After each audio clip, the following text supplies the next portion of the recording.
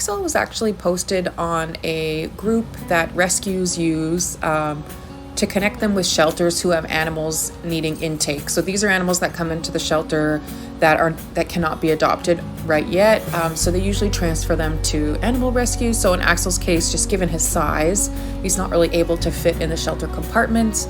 He needs a longer term plan to help with his weight loss because he was 43 pounds. He was there for a couple days. No other rescue picked him up. We thought, oh, you know what? We're experienced in weight loss. Let's take him in. To be totally honest, when they had it 19 kilograms, we thought it was 19 pounds. So when we first got him, we were shocked. It took two of us to carry the carrier that he was in. We actually kept him in our bathroom at first. This is just because it's easier for him to move around. It's a small space. The floor is easy to clean if he has accidents. So we kind of kept everything within reach for him just because it was very difficult for him to move. But he was instantly the sweetest purr monster, just a loving guy who clearly was struggling. He was struggling to breathe. He was struggling to move.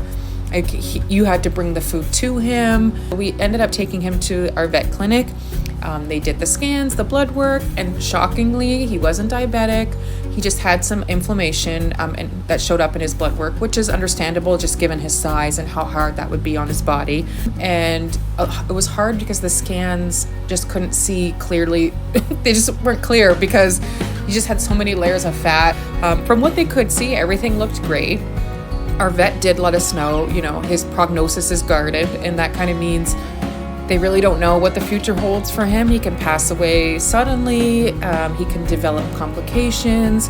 So kind of just love him as much as we can, help him to get healthy and see where it goes. And if he's here for a short time, we're going to love him as much as we can.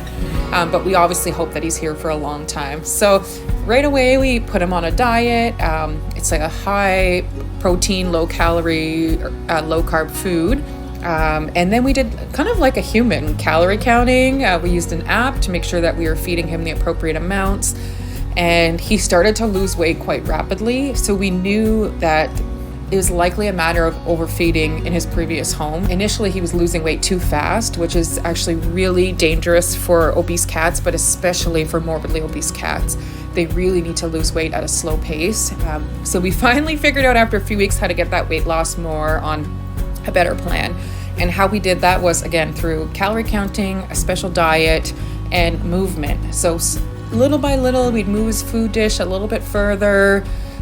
We would incorporate food in everything he did just because it seemed to be the token for him that really motivated him to move more. So we put it in puzzle feeders, we put it in ball toys, really anything that could get him excited about just not laying around, we did. And little by little, he made his way closer to the bathroom door, then out to our bedroom, then to our living room. And then he started going down the stairs slowly. It took a while for him, maybe a month or two, to be able to get back up the stairs. But just day by day, he makes progress. Like, he can jump on the sofa now. He can climb into my bed. He really is motivated to just be a regular cat. It's been really great watching his progress and just how hard he's working. I mean, if anybody has a cat, they know that a weight loss plan and a diet for a cat is hard. It's like working with an angry toddler. And you just got to keep going. Just keep going. Even if you have weeks where you're a setback, and we have that all the time, where he does gain a little bit of weight that week, and we just keep going, and the next week we find success again and we continue on that path. He is so loving, so funny. He is just animated all the time. He jokes, like, I know it's weird to say a cat jokes, but he's just silly. He's all around a silly, wonderful cat. He reminds me of a human being with an old soul. He just lights up our room, our life. Anybody that meets Axel loves him. We're going to keep going. We're going to keep working at it, trying new things. Soon we're going to be working with a physical trainer for like water treadmill, just some things to help with his joints, and everything that he's been through over these years has really done some damage. So we're hoping to get him as mobile as we can, but as comfortable and within his limitations. So I love that everybody is so excited about his weight loss journey. It's so relatable. We've all been there. It's stressful having a cat this overweight. It's hard. You're always worried about them. 60% of domestic pets are overweight.